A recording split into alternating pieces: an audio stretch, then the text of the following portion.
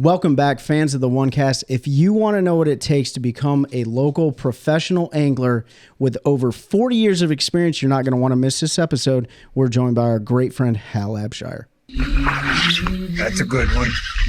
That's a good one. Oh, God, it's a toad, son. It's a toad, dude. Let's go. I wake up to a little bit of drool on my pillow, feel like it's going to be a bad day. Welcome back, fans of the OneCast. Happy New Year. It is officially 2024. And if you didn't check our first episode out, you're going to want to rewind and check that out because our awesome guest that we have today is also a great friend of his. So, guys, how are we doing today? Well, this is actually our first episode of 2024. Whatever. It aired today. But we're recording this on the 1 year anniversary when we released our first episode. So that's kind of cool. So exactly 1 year ago today, January 4th, the first episode came out. So yeah, it's crazy. And then our 53rd episode came out. I tell you what, it's nice we've come a long ways because I remember last year it was cold in the studio. That's right. We got some heat now, so it's all good. Yeah, we got a little space heater that's pumping, but that was provided by our great friends at OneCast Fishing. And speaking of OneCast Fishing, head on over to OneCastFishing.com. Use the code TheOneCast.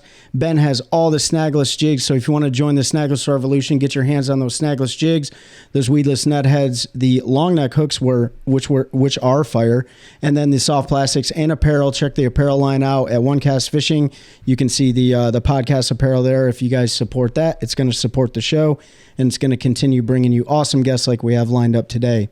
In addition to that, if you guys are trying to discover your perfect piece of paradise, you want to get a hold of Eric Schwinn with Mossy Oak Properties.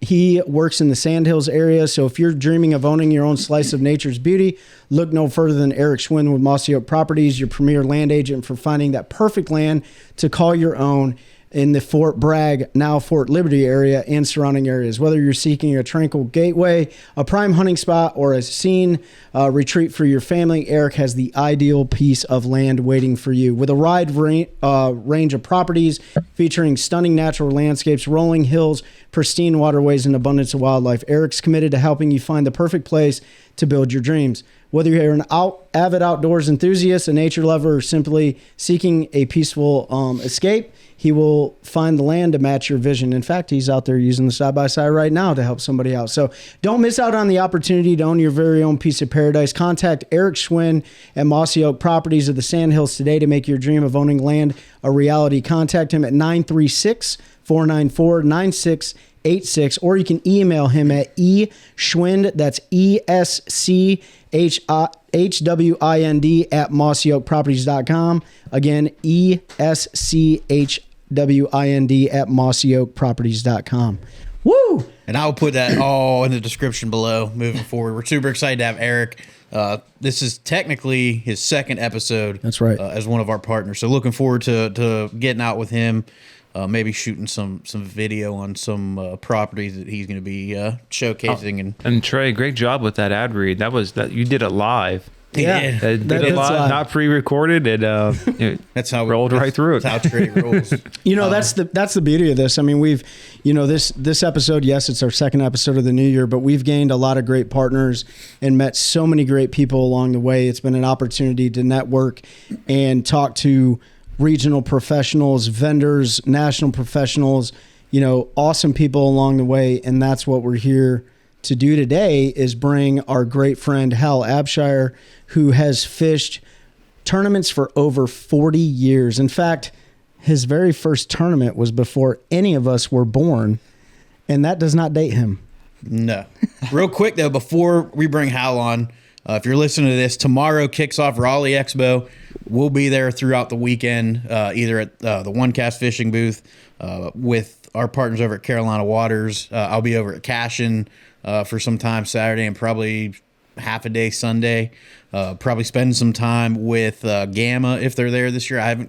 Dale hasn't gotten back to me. I know he's been super busy, but make sure if you're in the Raleigh area, North Carolina, if you're within driving distance, come on out to the Raleigh Expo Center. Check that out. Hal will be there with a bunch of companies. You can pick his brain and talk to him about the goings on. The following weekend will be Ben will be at Richmond. I'll be there Saturday and Sunday as well, giving him a hand up there. And then is it the weekend after that in Knoxville? The weekend after that. Ben will be lone gunning that one. So he's going to be on the road for the month of end of January, beginning of February. If you're in any of those areas, check out those shows, swing by, say hi to Ben. He'll have some hats and shirts for purchase there. And, of course, his whole line of jigs and everything. And I'm sure some show specials. So just wanted to make sure we put that out there before we brought Hal on, because we don't want to interrupt this conversation we're going to have. There's going to be a ton of great information. Let's keep Hal in suspense before we bring him on real quick. Is there anything new in the bass fishing world right now? Pete, you sent us something earlier that I don't know if it's worth talking about, but yeah, we can pretty bring it up interesting. real quick. Actually, two things. So the MPFL roster came out. We'll talk through that here probably in an episode. We'll dedicate to that like we do every year. But some big names on that with Kyle Welcher coming over, David Fritz, and some other legends names coming over there. It's going to be an interesting season. 127 anglers. So we'll talk more on that. But North Carolina, if y'all listen to our episode with Corey Oakley with NCWRC, I'm not going to try to tell you his title because I'll butcher it. It's long, but he's basically the lead inland fisheries biologist. We talked about the slot limit on Sharon Harris, and there hadn't really been the scientific evidence to back up that it was hurting. They didn't think that it was necessary, but now the data is showing a decline in fish health overall, and they're attributing that to the slot limit and a lack of keep, a lack of fish kill, a lack of harvest, however you want to put it. So they're proposing for 2024, 2025. I'm trying to drum roll here for you guys. The removal of the slot limit on Harris. So they're going to go to, as it is on this side of the state, 2 under 14, the rest over 14. So we're looking forward to hopefully that going through. They've tried a few times in the past. It's always been pushed back on. But as we know with Corey, he did not feel that that was going to happen this go round. So looking forward 15 years of data to now bring this to the table. But better late than never. The only concern, and I would consider Harris my home lake, the only concern I would have is now if this does get passed, there's going to be an extreme amount of pressure on that body of water. Every tournament's going to go there. But we talked about stunting the growth of bass and stuff like that. And so hopefully this alleviates some of that pressure and allows some of those largemouth to grow even bigger than what they were before. So we'll see. I don't know. You just got to trial and error that thing and see if it works. You know what I mean?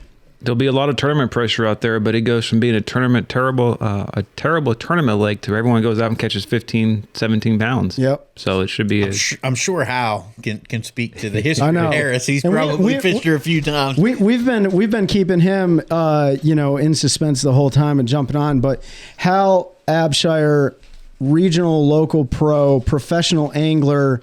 And he just pulled something pretty cool out of his pocket, which looks like a map. Is that a map of Sharon Harris? That's the original map of 19 whatever when it first opened up. That's what we had to live by to find out what Sharon Harris was all about. Wow. So I thought I would bring you youngins a map of Sharon Harris that we actually had to go up to their headquarters and get that, and that was gold back then. Really? No one had a map of Sharon Harris. None of us knew what it was about. I have fished it since day one it's opened up. And I would guarantee my co-angler that we would have 20 keepers in the boat by 9 o'clock. Mm-hmm. And back then it was 10 fish limit. So we had to have 10 fish limit. And so by 9 o'clock, me and my co-anglers would have 20 fish. I'll tell you what, Hal, this is the original copy. That's it. So can I make a copy of that? Because I want to frame that and put that here in the studio. That is the original. That's awesome. I talked to Jeff about this. I said, I'm going to bring them a little surprise tonight. And I was thinking about this the whole time when you said you want me on. And I said, I want to bring something that y'all have never seen before. Yeah. And you can see how old that paper is. Mm-hmm. Oh, yeah. And that I have a file, and I could tell everybody to do this too. I keep a file on every lake and river that I fish. And I've got it in Halmart, my garage, my shop. And so every lake and river I go to, I open that up and I go back into everything I have in there for history, all the way from the 80s, 90s to now. And that has stayed in my files from then. And you'll see I marked a couple places. So you don't have Yeah, to that's what I'm looking at. I mean, I was I'm looking taking a real mental close. picture of that bad boy, you know? And I'm like- it's even saying what baits to work in those areas. We're going to go back. But you got to think that was back in the 80s right there. Wow. And I literally had to go to their headquarters to get that. And we all lined up to go get them. And that was Sharon Harris in his prime time. Did they ever come out with a contour map? I don't think I've A ever paper contour map? The old paper. I've never seen them. I remember I've had some. having to use them like 20 years ago because I didn't have sonar. I have with one for Jordan that I maps, use to this day because Yeah. you can sometimes find stuff you just don't see on the graphs. Well, I've got some from back then on Jordan too, because I fished Jordan and Harris back when they first opened up, both of them like that, and Harris was just tremendous back then. Just, They opened pretty close to one another, correct? They did same year, everything. So Okay. that right there is. I mean, that was my original paper. Well, the next time you see that paper not in your filing cabinet, it's going to be right on its front. We're going to frame it. And that lake has a special place in my heart for sure. But, you know, a lot of these lakes, you have so much experience. And like we talked about, you've been fishing tournaments since 1980. Is that Fished correct? my very first one on Lake Gaston, 1980. And I was in the military, so before you knew it, I had to go off to Iceland to go chase Russians out there. And so when I came back from there, all I thought about was I got all these Bassmaster magazines coming to me while I'm in Iceland. I'm like, oh man, I can't wait to go back and fish. And, you know, so when I come back, I was like, I got to do something. So I joined a club and they didn't want to join. They didn't want nobody else to do anything else. Didn't want to bring people in. I said, forget this. I'm going to start a club. And I started a club, and next thing you know, it became one of the biggest clubs around, and Carolina Bassers in 1983. And I think I was telling Pete, I said we had as many as 75, 77 members at one time. And then we got the biggest youth group there was. And so it just become a great club. And it was so, if you couldn't win there, you shouldn't have progressed anymore. I mean, it was that tough. So, and we fished all over. And so, we pulled up. They thought it was a mini MLF come up. So, it was crazy. It was really good. And So, it's still going today. I fished that club, and there's still some sticks in that bad boy. They'll take your lunch money in a hurry on these local lakes. Well, that's kind of the cool. Well, we got a giant sticker, and the fans can't see that, but we got a giant sticker over here. But fishing since the 1980s. But let's rewind before that. So you were in the military. What got you? Because you're from here, correct? Right. So here is in North Carolina. I guess this would be considered Central North Carolina. Lee County is. Harnett County. From Harnett County. So, what drove you into this passion? I'd been fishing ever since I was in diapers, man. I mean, it was just my family. Everything was outdoors, hunting and fishing. And, I just, all my life, that's all I'd ever done. And so I just had a passion for it. And picking up a Bassmaster magazine, that's what you read. And then in the middle of the year, you'd wait for the catalog to come out from Bass Pro Shops. And it was like, oh my God, we read and read and read and read, everything was just a big deal. You didn't have the internet. That's all you had was stuff like that. And so I built up on that, and I'd go fish farm ponds. And then when I started this club, it's like, man, this is harder. Farm ponds, I could walk around and catch the same fish over and over, but fishing these, so you really had to learn. And, I had flashers on my boat. And now everybody's like got all this electronics and everything, and I learned it with flashers. Yeah. And it was a great learning curve, because we would keep tape in a boat and mark a tree with the surveyor tape that there was a stump or there was a log or there's rocks down there, or you would put it on this side, knowing that it was on this other side, because somebody seen your tape and fishing that area right there, so you'd mark the other side. Fake them out, hey, it's just opposite of yellow tape. Yep. So when you see yellow tape up in the trees, we knew that somebody was marking something. So we used to do all kinds of stuff like that. I'd seen guys take medicine bottles and put string in it and let it be floating. There'd be a log down there or something like that. Just something. Did you ever? Who told us this? I forget the episode we were on. They were doing it up north, but it was an old school. They were doing it with crappie, but I guess bass. They would catch their fish. Then they would attach a bobber to it. and then watch where that bob, let it loose and watch where that bobber went. Be like, oh, there's more over there. I've seen guys do it with balloons. Oh, really? Oh, yeah. Oh, yeah. Yeah. I can't remember who told us that, but yeah, that's how they used to find schools of crappie was tying a balloon or a bobber or something to them, let them go back to the brush pile. So you started the club. I mean, that really is, in my opinion, that's really the grassroots Sure. of the competitive angling side of it. Angling in general, like we all know, less than 1% of the angling population fishes competitively, but from the competitive side, that is the grassroots. What kind of challenges did that pose for you? But also, what kind of doors did that open for you that kind of springboarded you into where you are today? Well, from starting the club and then fishing the club, you learn to fish against different people, not just your buddies that you've been pond fishing with or river fishing with. And then people brought in different techniques that all of a sudden, oh man, I've never tried that before. Let me try that. And you learn from different people. Ones that would talk are the ones that just left a rod out too many times that you got stuff. But the biggest door that opened for me was that I won a big award for Federation. I made Bassmaster of the Year for North Carolina, and that was huge. That was gigantic. And I remember when the pro's wife told me, she says, you're only as good as your last win, and this is a gigantic win for you. Go for it. Next thing I know, doors just opened up for me from industry.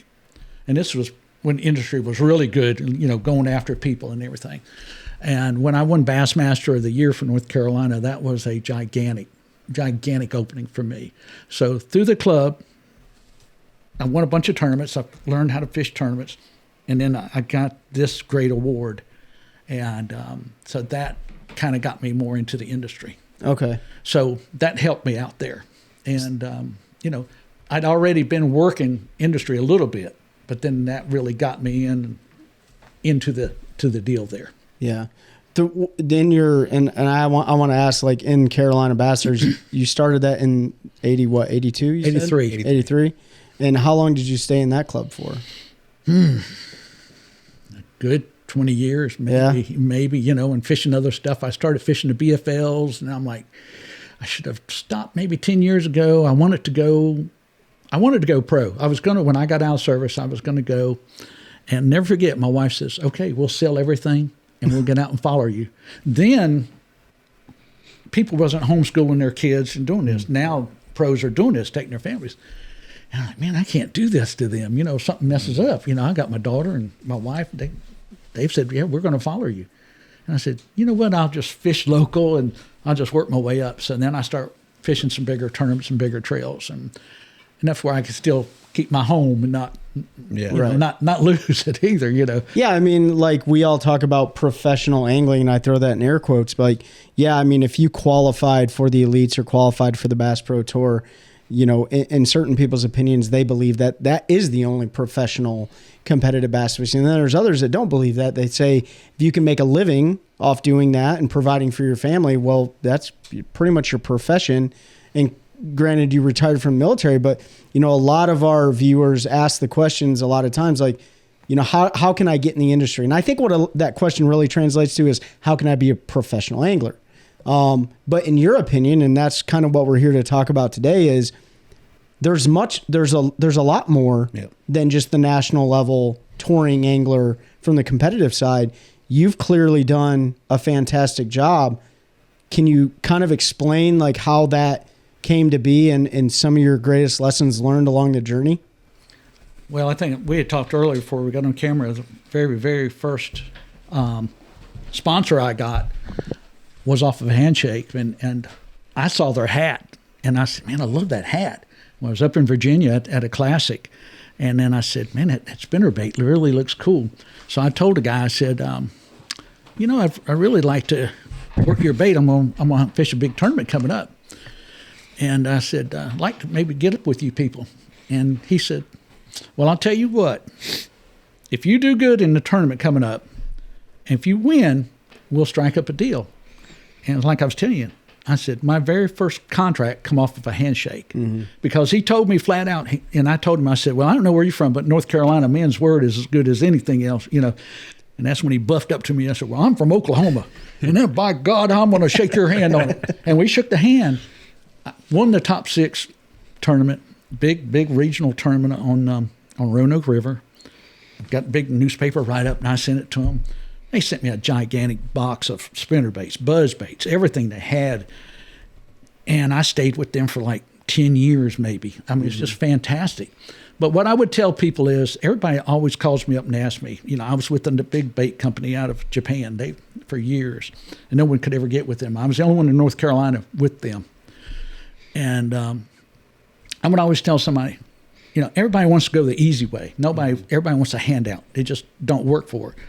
Is go to these shows, meet the reps, just like you, Ben. You know, you go to the shows, you have a booth, and you'll see people come up and ask you. But go and help the rep. Meet Ben. You know, say, can I help you? Let me help you tear down. Let me help you. I'll come back Sunday. That's how you learn the company. Not only just to do that, but learn the company ahead of time. You know, I would study a company. I've even as much as went to I want to see what they did in stock. If it was a public company, I would see what kind of money they were making. I studied them. I mean, I did homework on them. I had a big company that I was going to look at. I studied way back on it, what products they made, what companies they worked with. Know that stuff before you ever get up to someone like Ben, you know, come up to a booth and say, hey, I know that you're making this also, you know. So I would go and work a lot of the shows. And as I worked shows for one company, I'd take a break. Well, I'd walk around the show a little bit. And I'm like, hey, they see you in a suit and everything. You know, you got your tournament shirt on, tournament hat. You're looking sharp. Hey, come here a minute. You know, I'd like for you to do this. Okay, let's talk. But that's how you get going. Once you get into all these shows that's coming up, go around and talk to somebody. I had a group of kids come around one time.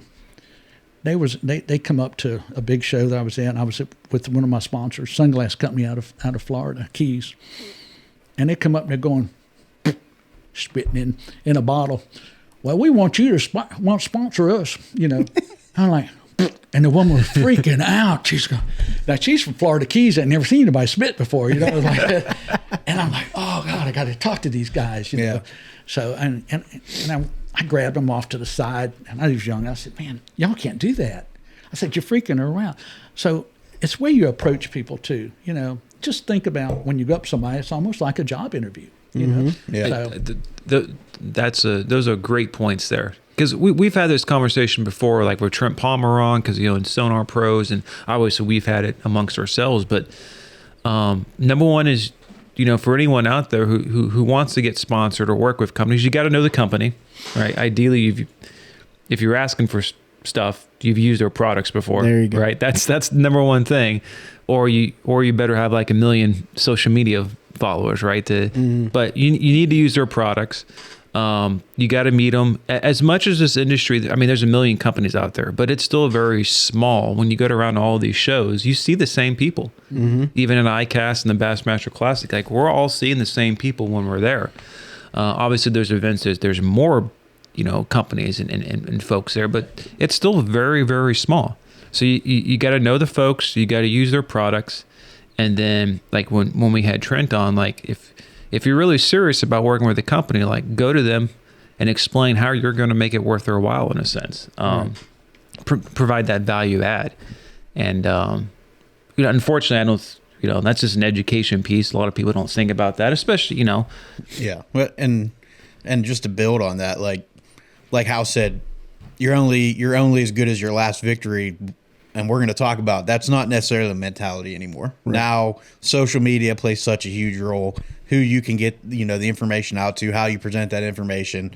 But I can tell you right now, you know, I'm blessed. I know a lot of people with a lot of different companies and a lot of high positions in different positions. And I see it at every show that I go to. The quickest way to make sure you never work with that company is to walk up to them and start bashing the guy in the booth next to him and his product. It doesn't matter if you're complaining about their hooks, what you're complaining about they put on the hard baits, whatever it is. 99.99% of those guys are going to sit there, nod and smile, and then they're going to put you on a blacklist somewhere. Nobody wants to hear that. You know, the industry is small. Everybody knows everybody, especially with the bigger companies. Folks move from company to company. They bounce around. They take different opportunities. And we talked about it off camera. We'll have Hal talk about it again. You don't know who is going to run that company next week, next month, next year, 10 years. I mean, we're about to enter silly season, as everyone calls it, and all the pros are switching from Bullet to Ranger. I mean, and they're going to explain that their new boat or new rod company they're working with is now the best. Where there's last year it was the previous company. That's just the way it works in the business. That's, you know, hopefully none of us hold it against them because they're just trying to make $1 or two, right? You got to make exactly. They got to pay their way. And I've already seen the bashing of Hank Cherry because he left Pure Fishing and all them and went with Level and a few other companies. What my point is with those guys is you very rarely do you hear them bashing the company that they're leaving. Right. I'm leaving this company because of these bad reasons. That's why I'm going here. It's usually because, as we all just talked about, they may be going back there in 2 or 3 years because of, no one knows how the landscape's going to, shake out here. So it's always, you don't want to burn bridges. That's what I'm trying to go for. So you don't want to walk over a bridge and then burn it so you can't go back across. Well, we talked about that off camera, Hal. Where do you think, besides going to the shows, and I'm kind of tying into like fishing local tournaments because you do so many of them. In fact, you have over 170 just total top 5 finishes that I'm looking at right here on your fishing resume. And I want to get to resumes too later. But where are the bridges built? We always talk about burning the bridges, but besides the shows, do you believe that you start building those bridges at those local tournament levels? Definitely. You do that, and then, build from there, say club level, go like what the BFLs used to be. We'd go BFLs, we'd go to the next one. Then if you're going to move on up there like that, or go opens, go somewhere and build yourself up. But you're learning every step as you go. And you're not only learning, but what's happening here is people are getting to know who you are. Right. So they're seeing you, and they're seeing you at the shows. They're seeing you at the tournaments. I had a pro come up to me at ICAST, and I went up and introduced myself. He says, "Dude, I know who you are." Mm-hmm. That was the biggest compliment I'd had. He says, "I learned all about you." He said, "If I come down there and fished in your area, I knew that you had to be one of the guys I had to beat." Mm-hmm. He said, "I read about you, I don't know how many times, and I had never met him. But I met him one time, and I didn't think he, He says, "Dude, I know exactly who you are because I studied you." And then that got me going. I'm like, he's on my level because I studied people too. Right. So that's why I keep a file on every lake, every river I go. But I also keep magazine articles on the lakes and rivers. And I break it down. If it says, hey, this was September, then I got a September time frame. If I'm going to fish a lake, river in that September, I'll go back to that magazine article. Mm-hmm. It might have been 20 years ago, but it's still something in there is going to, hey, there's something there. So I go from club on up, keep working. People are going to see who you are. It used to be newspapers used to really write about you. Now it's social media writing about you. Yep. Back when I was really doing it, you really made friends with all the newspaper people you could. And so I was really on a first-name basis with all the editors, all the outdoors, the sports guys, the magazine guys, because that was my social media outlet. Right. Now it's like, I got a promotion guy now. He's helping me. I can't keep up with it. And so I got my promotion friend here, Jeff Makar, he's helping me by keeping me straight for social media. So we're working on all my social media stuff now because it's not the newspapers, it's not the magazine articles as much. And you've got to be up in social media. Now, they don't care that I've got 170 top 5s. Right. Now they care is how many people do I have following me? Yeah. I just signed a big contract last year. First sentence on this big company was, how many followers do you have? Then they want to know what I've done. And, it's been something else, So if you start losing people, you better find a way to gain them. And we were talking about that. I said, man, I got to get started back on my social media. I've been out for a little bit here, about a month or so. So this is my off season. So I'm kind of recovering from some stuff. And so I'm like, got to get back on social media because it's killing me. Yeah. And so it's not your off season. You're sitting right here right now. This is starting it. Yeah. And for folks, you can't see him, but Jeff is off to the side and he's actually recording us right now. Yeah. I'm trying not to look at him. But like social media isn't everything, right? You said like the editors wrote, it's a lot of things, but like there are still a lot of businesses that respect that handshake and respect how you conduct yourself in a manner of being a steward of whatever profession you're in or whatever sport you're a part of. Now, yeah, the editors used to write about you, but now people write about themselves through their behavior. Right. And so because there's so much visibility everywhere, you can't escape it. What are your thoughts on the conduct of an angler when you were coming through versus the conduct of anglers now? Do you feel like it's changed to being a more professional, reserved, or do you think it's more loud and boisterous? And do you think it helps build or burn those bridges that we talked about? I think it's changed. It's changed a whole lot from when I started out because it was more, we were all to ourselves. There was nobody filming us. We used to talk about this and, man, I wish we could get a movie camera. We used to literally say that because of the stuff, because my God, the fish we were catching back in the day, they weren't beat up like they are now, Right.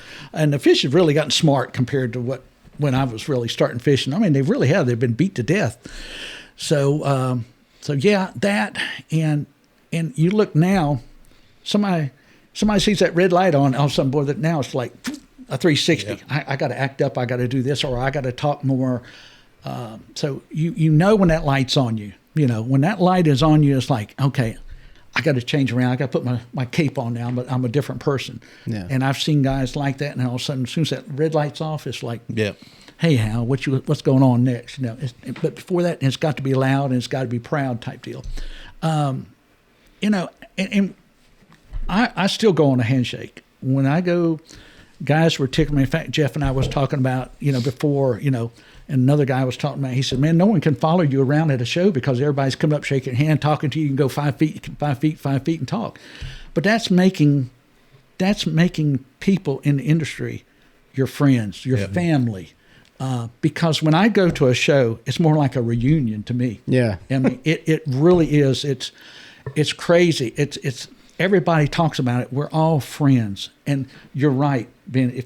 If you talk bad about somebody or Pete, it's going to come back and burn you. Yep. So you've got to realize that. And just like you're talking about bashing, I had a guy that used to try to bash everybody.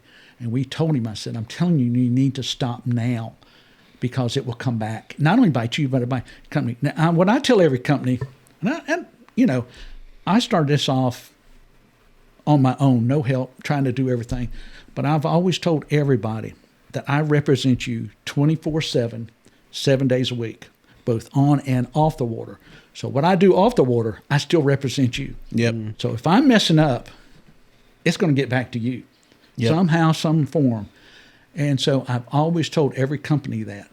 And I still believe that today. You absolutely nailed that. And I tell folks that a lot of time. Like when you put that sticker on your vehicle or that logo on your jersey or you're wearing that hat and you're out there, you are representing that company, whether you're fishing or not. You are now associated with that company. And I'll just tell a quick story that I heard, from somebody, Hank Cherry, when he first started fishing professionally, was with Evan Williams Whiskey. Mm-hmm. And he had his boat wrapped, and he was fishing a local tournament on Norman, which is his local lake. And this is from the guy that was fishing with him. It was a team tournament, who's a good buddy of his. His first name's Craig. I'm not gonna throw Craig under the bus, but they were fishing a dock, and we know there's people that don't like people fishing docks, right? So a lady came down and said something.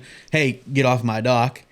And basically Hank was like, we can fish your dock. I'm not hitting it. We're okay. Well, that lady turned around and went in the house and called Evan Williams and basically said he was out here cussing her and doing all this stuff. They were still on the water. Phones were a fairly new thing, but he gets a phone call that at the same time from the Evan Williams. Hey, what is going on? Some lady just called, said you're out there. So that's a perfect example. when you're out there wearing your jersey, wrap boat, truck stickers, whatever it is, you're always representing that company, and the way that you act is going to reflect. When I see somebody do something stupid and I'll use Cashin because I represent them. If they have a Cashin shirt on, I'm going to associate, well, why does Cashin put up with somebody like that? Right. Why are they part? Is that really a company that I want to support when they have people out here acting this way? So you really have to think about that 24/7. And like Hal said, I think Trey said too, like, it doesn't shut off now. So with social media, somebody's always got a camera. It's always going to get out there when you're acting a fool. So just carrying yourself professionally at all times. We've talked about it before. So it's good to hear how, reiterate that and how important it is to carry yourself. And just be yourself too, because you talked about guys turning on when that red light comes on. It still happens. I think it was Matty Robertson on Mercer's podcast said, there's 110 guys on the elites. He said maybe 8 of them are who they really are all the time.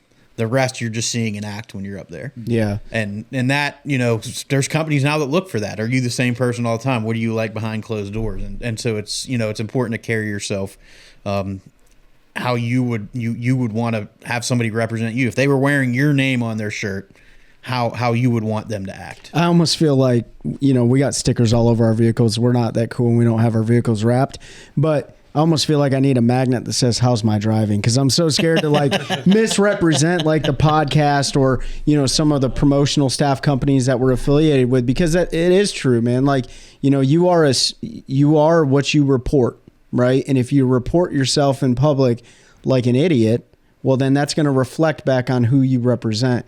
But I think that social media has done some good, right? And it has helped some anglers break out of that shell of everybody's cookie cutter and looks the same, because some of those personalities are good for business, right? And so based on your experience, working your way with all these companies and social media now, has that changed your behavior at all? Or have you seen it benefit others that may have not been themselves, but now they're kind of turning into more of themselves? Talking the social media stuff, has it helped you? Has it changed you? Have you seen it change a lot of people?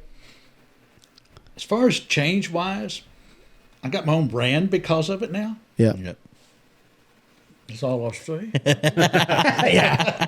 Plus, I can't grow a beard best mustache. like him and Shaw have a little They got the competition competition going best on. mustache and If you didn't catch the reference, you guys got to go back and listen to the previous episode. I promise you this one complements that. So. Well, Shaw and I, every time we see each other, Shaw always says, all right, who's got the best? And we're always pulling. But I tell him, mine can come down.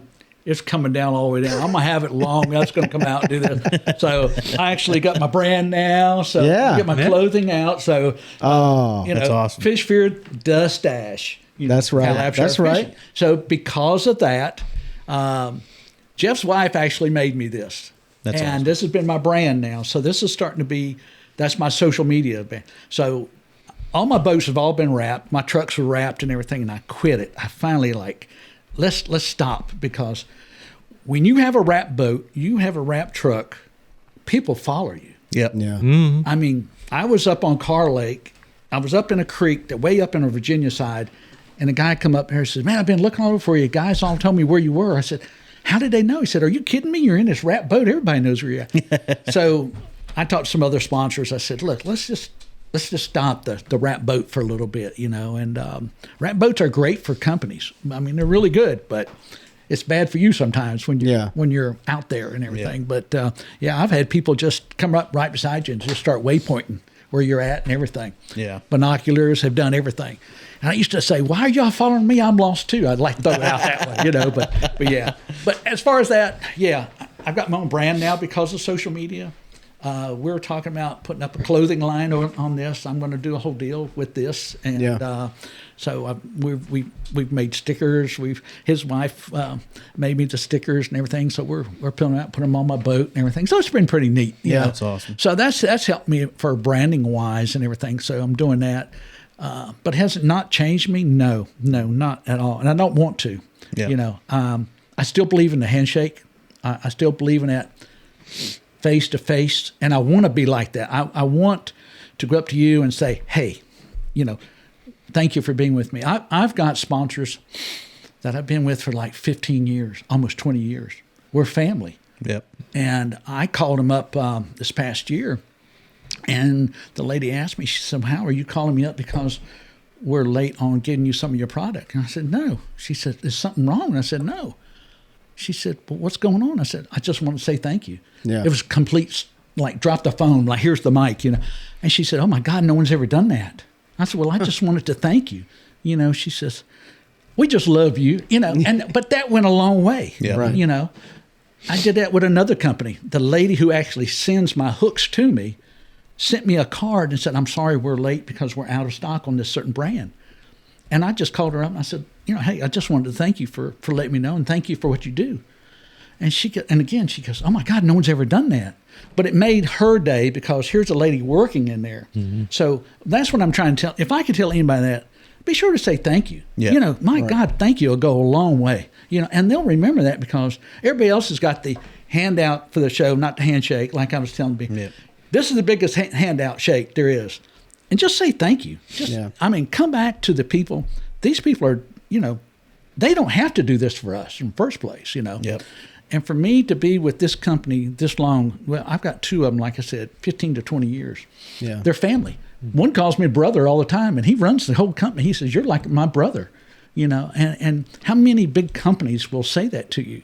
But I have built that up with these companies this way. Yeah. And you know, it's just because you stay who you are, you know. Yeah. You don't become a diva. You have more value. Yeah. Listen, I've seen the divas. Yeah. I've been in a booth with one guy. I got out of the booth because I said, if it rains in here, he's going to drown. You know, just flat out. I mean, I just flat out said it. And I walked out and I said, when you get him out, I'll come back because that boy's going to drown in a minute. Yeah. Oh, you should have put your sponsored rain suit on. It's important to remember it's a partnership, and it is. And while it is transactional to a point because you're getting product or a discount on product, you're providing them money and time. It's still a partnership. You know, they're going to help promote you. You're going to help promote them, and it's important to let them know. You know, thank you for letting me represent you and work with you. But you also brought up something really interesting when you talked about how you created, you know, you have a brand now. And I think it got me thinking, like, your brand as an angler now is how people associate you. It's not, they don't associate an angler they don't associate a company with an angler. They associate an angler with a company, if that makes sense. So the angler's first now, where it used to be, if you thought like Team Toyota, you instantly thought Ike and Ellie. You thought of Gerald Swindle. That now, you know, it is still a little shocking when those guys switch from a sponsor, but it's more, you know, the brand. We've talked at length about Milliken Fishing. The guy built his brand, Ben Milliken, before he really stepped into the big tournament to where he knew folks, people knew his name, he could provide value, and he did that all through social media. You see Chris Zaldane's getting really big on social media. Who's the Australian angler? Carl Jockinson. Carl Jockinson. I can't believe I forgot Fear Carl's My name. Heart. Fear My Heart built his brand. Hal's building his brand. You know, Hank Cherry has built his brand with his own logo. All these folks. And think of all the people who built their fishing brands who have never picked up a rod in a tournament. Absolutely. And there's plenty of YouTube folks out there with 1 million subscribers that have never fished a tournament in their life. Yeah. It's amazing you say that. I've got a friend that didn't have a boat, didn't have nothing, but he would fish as a co-angler a little bit, and they were sending him all kinds of stuff. You know, he says, oh man, I'm getting everything. But his social media, that's what he was doing. Yeah. you know, people love to bash on social media. It's an easy thing. You guys know this, but I'm a big fan of it because I can't think of a time in history when a few companies have gotten so big, not to the detriment of the little guy. Yeah. Because you think of all the individual brands, small companies that can produce product and sell internationally from their house. Yeah. And like, you could never do that 25 years ago. No. And so it's kind of like leveled the playing field in a lot of ways. And I mean, and that's some of the reason why we're seeing some of the issues in the industry, because everything's changing. And that's just, the whole world's changing that way. But it's for co-anglers, they can be just as valuable to a company as, you know, one of your top name pros. Yeah. It just depends on how well they push push that. It all comes down to content. Content's king. Whoever's making the best content is getting the most views, and some of that we may enjoy. It may be really educational. I think we all enjoy the educational learning point. Other people love the comedic, over the top. Yeah. But that's their preference. It's good advertising all the way around. You know, so. And it's crazy to think how, you know, Hal talked about fishing in the 80s and coming up, and he's like, man, I wish we had a movie camera. Yeah. And now everyone's got a movie. A lot of these pro anglers have an entire film crew following them around and basically shooting a movie at every point. Yeah. You know, they're shooting in ultra high def and slow motion, and they got drones and they've got all this wild stuff going on because they understand that, you know, we talked about it before, 1% of anglers, right, are tournament anglers. They follow what's going on, whether it's regionally, nationally, internationally. The rest of those touch points that used to be Hal, me, Ben, Trey, everybody growing up looking at that Bassmaster magazine, waiting for the big hardback Bass Pros catalog to come, right? So you could see the new stuff. Now, those kids, those folks that are learning like us are going to YouTube, they're going to Instagram, they're going to TikTok, they're going to all those places. And so building your brand as Hal's doing, you know, and continues to grow that and shifting with the industry instead of complaining about it or you know, trying to push back on technology and say it's ruining everything, which I'm well versed here that I think social media is a cesspool because of the way people act.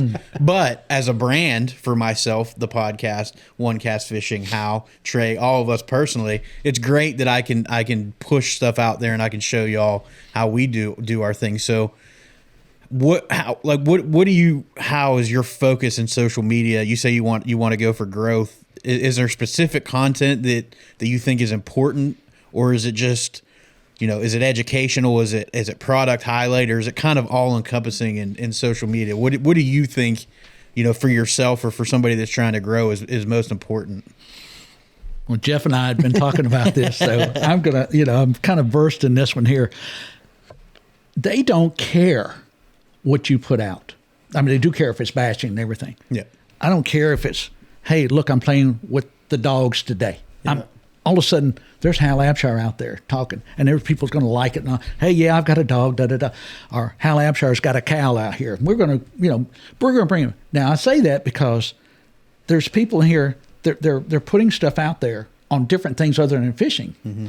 Then all of a sudden, you're going, well, hey, just like, for instance, I put my grandson on out there the other day. Yep, he's wearing my old Carolina Bassers jacket. Yep. That brought back memories. A guy from Ohio says, man, I can remember that. You know, you need to do a retro tournament now, you know. You never know what it's going to bring and tick people and say, yeah, man, that's cool. I want to follow him. But it's also great for fishing-wise. But as long as people are seeing you on the internet, I kind of told you that I've been off for about a month. Mm-hmm. Well, just tell everybody I've had 2 surgeries, and I did it during the off season. We all do that. Yep. So, I mean, I'm recovering from a knee surgery now, so I can fish again. And so that has put me behind the curve. Well, my boss man over here has told me I need to get off my butt and get back on social media. Yeah. I've lost 100 people off of my Instagram just because I have been slow to going back onto it because I didn't feel like it. So now I've got to do little stuff just to build up. Well, I'm not on the water. I can't even drive yet hardly. And so I've got to find other ways to do it. So that's what we're looking at. I'm looking at different things that people want to see. But what I'm also doing in behind all that is bringing Hal Abshire back up in the crowd. No matter if it's fishing, taking a kid out, riding a gator, doing stuff like that, I'm in the limelight somewhere. So it not only goes to Instagram, it goes over here to my Facebook page. Yep. So, you know, you got a couple thousand over here, got a couple thousand over here. Well, that's going to build up again, you know. So it goes both ways. I've just seen people who's pros, they don't always show about their fishing. Yep. No. They're showing, hey, I'm going hunting today, or I'm going to go do this. What they're doing is, some of them have got contracts where they literally, there's one guy in particular, has to do it, I think, every day. I know each week he has to put stuff on internet. He has to have it. It's just it's in his contract.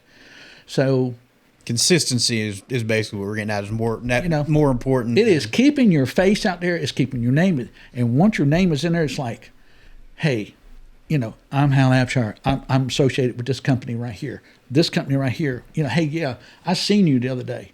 Well, this past year, it's already this past year. February of this past year, I had a 30-pound bag. Yep. The next week, I had a 40-pound bag. Wednesday to Wednesday. That got more coverage than you never shake a stick at. Yep. I had people come to me when we fished PBC. Yep. I'm going down the boat ramp. It's dark. I'm waiting on the guy to bring my boat up. And the guy goes, taps me on the shoulder. Aren't you Hal Abshire? I said, yes, sir. He goes, I've been following you, man. That'd been great what you've been catching. Didn't even know the guy. Yep. But he's following me, and he's seeing that. He didn't even ask me where I caught him, because I would have told him somewhere. But, but I mean, in the water. That right there, those 2 weeks right there got me more media attention than you can ever think about. Yeah. Not that I want anything later on, but it's just those 2 days, because we had one almost 10 pounds and one almost 9 pounds in the group too. So that right there has gone just gigantically. Well, I just made the front cover of a magazine, our catalog, from that one fish. Really? And so Daiichi hooks, the True Turn, X Point, they put me on front of their cover with that big fish. That's awesome. So here's an old boy from, as I told Jeff, old country boy from Harnett County. I'm on the front page, and what I try to tell people there, I've been on front pages before, but it's amazing what it does for you for your resume. It helps you. Other people are seeing that, So when they see it, and this is going all over the world. So I mean, it goes into like places like Bassmaster Magazine. Yeah. So if you looked at the article this year, Bassmaster Magazine always rates the top 10 or top 5 lakes in each state. Jordan Lake was one of them. Yeah. And it specifically talked about the bags that were weighed in during PBC and cat trails from the tournaments that we fished. That it wasn't the 40-pound bag, but they're going to look at stuff like that. So like you're associated with things that you don't even know you're probably associated with. You talked about having cameras in the past. Well, just one more thing, like you talked about, and that comes back to partnership. So they see him catch those fish. Daiichi recognizes the value there, and they put him on the front of the catalog. Yep. So those partnerships are important. And speaking of partnerships, Carolina Waters is important to us. They were one of our first partners here at the OneCast. They make awesome gear for your outdoor lifestyle, whether you're fishing, whether you're just out running around with the kids, surfing, whatever it is outside. They make something that will fit your needs. Head to CarolinaWatersNC.com. Check out their full line of outdoor apparel. They just got some really sweet hoodies on. I was trying to pick them up today. My order is in before the show so I could show it off, but I couldn't meet up with Brad over there to get them. So I'm going to get them tomorrow. So I'll have one tomorrow night for Fishing Friday to show off. But make sure you head to CarolinaWatersNC.com. Use the code TheOneCast, all one word at checkout. Save 20% off. Get you a hat, some shirts, T-shirts, sunwear, hoodies, and then there's some exciting products that are going to be coming out here soon that they've been working on. Again, that's CarolinaWatersNC.com. Code TheOneCast, 20% off. Make sure you let them know we sent you. And I just texted them today to thank them for their partnership over the last year, and hopefully our continued partnership, and make sure you thank them as well if you see them, and come check us out at the show. So yeah, I know my kid's been sporting the beanies because it's been drastically cold here. But Hal, so talking about the camera back in the day, like we wish we had cameras following us around. Did we realize how much work it really took now that cameras are readily available? It's because you talk about off season, but we really don't have, and I say we because the podcast doesn't have an off season. The tackle company doesn't have an off season. Your brand doesn't have an off season. So how demanding is it for you? It's very, because this man standing over the corner, if I'm not doing something right, he'll call me up and say, hey, we need to get this going. So I work for Jeff. Jeff is so fantastic. I'm so beyond happy to have a friend like Jeff. Jeff's background was in marketing and sales, and just fantastic with his just ability to push me on, you know. And without somebody like that, you know, I'm like, okay, I'm just a little boy. I'll kind of slide over here and do this and this. So it's changed a whole lot to where now I'm one of the fortunate ones that's got somebody like Jeff to help me. It's not every day, you know, a guy at my level will say, hey, I've got somebody that is in the promotion area and sales like Jeff Makar. So Jeff has really been my, you know, my knight in shining armor in the fishing industry for me, you know. So that's been super good to have somebody like that. By myself, I don't know that I would have done it as much, but I have always made sure, and a big company from Japan, I was the first one to ever give them reports. They had never had quarterly reports from nobody. And next thing you know, years later, they're like, you better give me a quarterly report. Oh. So, you know. He set the bar for you. So with all my companies, I did a quarterly report. And a lot of them had never, ever had it. In fact, the big company I was talking to today, I gave them my reports as well. And he told me, he said, it's went all over. Your report has went all over. And it's because of that man right there. He's changed my reports. My reports went from the good old boy of reporting. This man here has put his thumb on it and said, hey, look, let's change it. And I'm with Onyx rain suits. You can't with rain suits. You brought up the rain. And just before we go into that, we didn't mention at the beginning when we did our rules, but any time you can shout out any partner. Well, you don't have to any hold back. You want. Okay. We're here for you as much as you're here for us. We want to make sure they get recognized. ONYX. Okay. There you go. Check them out, folks. But they, it's just with the suits and everything like that. I mean, we gave her our first one. Like, she come back to me. She said, and I gave Jeff the compliment. I said, this woman here said, that was so easy to read. It was great to read. You know, so you've got to watch how you do your reports. Yeah. And I used to get a report too when we helped sponsor some people when at the place I was at. It was like one line. I fished a tournament on Sharon Harris. That was it. Yeah. Well, what did you do? What did you throw? Where'd you finish? They want to know all that kind of stuff. So Jeff has broke it down even more, and just pictures. We've put pictures with the stories and everything. So that's helped out. So I would tell anybody, take pictures. Yeah. Even if you don't have the pro cameras on the back, take pictures with your phone and hang on to that and send it in to them. They want to see that. Yeah. We make a joke about, I carry about 5 or 6 different hats in my boat. When I catch a big fish, I'm like, changing hats. Same here. You know, and we joke about it. Well, I just made the front of a magazine because I flipped onto one of those hats. Yeah. Right. And, you know, it just helps out. You got to think in your head ahead of time, like, okay, how can I promote this company more? And so there's 4 or 5 hats in there. I always tell everybody, well, it's in case it flies off or something. No, it's when I need a hat. So. Well, it's for both, for sure. It's for both. That comes back to partnership. You understand the value, you know, where you're adding value to those companies. And the biggest thing you can do is take that picture of that 9, 10, 6, 8, whatever it is, whatever the big fish to you with that company's hat or shirt on. And the power of, you know, just to give, like you brought up Onyx, you know, rain suits. I think like 5 guys in the club have gone out and bought them just because of your use and word of mouth and you talking about how much you enjoyed them. So, you know, that right there's 5 sales that they may not have just because Hal Abshire said, hey, I use this and they're great if you're looking for new rain gear, and, you know, they went out and purchased them. So that's just an example that I know 100% because I know the guys that bought them and they have told us I bought them because Hal said they're great. I will tell you just on Onyx, I was at ICAST in Florida. The booth was right next to us, and I was working with Gator Guards. That's been one of my sponsors for a long time until they got sold.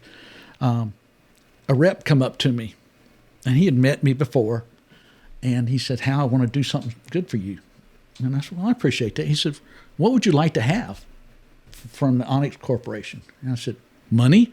I mean, that was honest. He goes, well, what about anything else other than that? I said, well, what kind of product are we talking about? Because now they're the ones sponsoring MLF with if you look, all their life jackets has got Onyx, rain suits, everything. Haute Depot, big Onyx. Yep. So I said, well, okay, I could use some rain suits and, and whatever then. He says, I wish I had your resume. I said, be right back. I go to these shows. I have that resume with me. Not one. I'll carry like 5 or 6. Yep. Yeah, I know I could send it to you, but no. I want you to have my resume. You're sitting at that hotel that night, nothing to do. You're watching old TV. You done talk to your wife. Man, let me look at this guy's resume. Next morning, he's coming back up to me like, dude, I can't believe you had a resume. I said, you better believe it. You want another one? He just started laughing. I get a phone call. I'm walking around in Walmart shopping. I was grocery shopping. It's the vice president of Onyx. And it's like, is this Hal? I'm like, yeah. He said, well, hey, this is so-and-so. I want to talk to you about, sponsorship. I said, let me get away from the speaker. I'm like, dude, I'm in the bread section making a deal. And it's been beautiful ever since. Yeah. So I wanted to dive in on that, but you already brought it up. So, we talked about, building those bridges at the local tournament level, going to those fishing expos and those shows, social media, of course.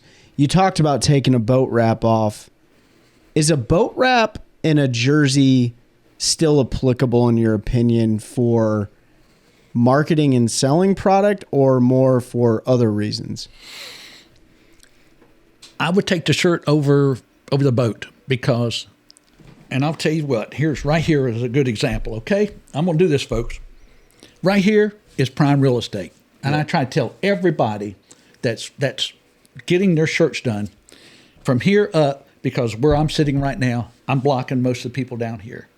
So when you're talking to me, we're on camera, or if I'm doing something with pictures, here's my prime real estate. No matter how many times this picture gets taken, one time it can be out 10, 15 different times everywhere else. Now, just like Ben with his company, if Ben had sunglasses covering up right here, because a lot of guys put their sunglasses right here. Well, I did some speaking engagements at different colleges, and I told him, I said, take those sunglasses off that hat. And he looked at me. That's your advertisement for your sponsor right there. You're covering up everything there can. So you make sure of that. And I said, make sure your top people are here. Because if you're sitting at a table, I want that advertisement there forever. Mm-hmm. And no matter what, that boat is only one time you're seeing that boat up and down. I think the jersey is the big thing. Yeah. And I always make sure this is prime real estate. You got your big one, yeah. But then everyone else up here, you better believe those are my go-tos, big time. And I think that kind of reiterates what Harvey talked about when we had him on, because he talked about you used to be able to call somebody and say, I'll put you on the wrap, and they would figure miles and cost per mile because you're a rolling billboard. Yes, sir. And he said now companies don't, not that they don't care, but it's not at the top of the list. It doesn't really matter that you drive 10,000 miles this year. It doesn't have the same value that it used to. Pete, that was a big thing. That was a really big thing years ago. We had to figure out how many miles. I had an article written about me and another guy that was local here, but he was on FLW. And he came back and told me, he said, man, we got like 35,000 hits last night. I said, what are you talking about? He said, you didn't even know it. He said, but you're already written about your boat and truck being wrapped, and mine too. And he said, it's amazing how many hits. And he was talking about how many miles we ran, how much advertisement we ran. And that's what their whole connection was then. But you don't never talk about now. You don't hear people talking about it, how much that boat wrap means. Yeah. And plus, I mean, you're looking between $2,000 to $3,000 to boat wrap. If that company's not doing it, then it's coming out of your pocket. Yep. And I'm hoping that you're going to get some money somewhere from somebody. So, well, when was the last time you had your boat wrapped? A couple years ago. I have been very fortunate. And I'll tell you this, and not many people are going to understand this. I would have 2 to 3 trucks wrapped a year. Every oil change, I've got a brand new truck. Huh. Every oil change, I got a brand new truck wrap. Lear gave me a camper shell. I had my camper shell done. I had my truck done. I had my boat done. I had a free boat wrap, free truck wraps, and I've never ever paid for a boat wrap in my life. So awesome.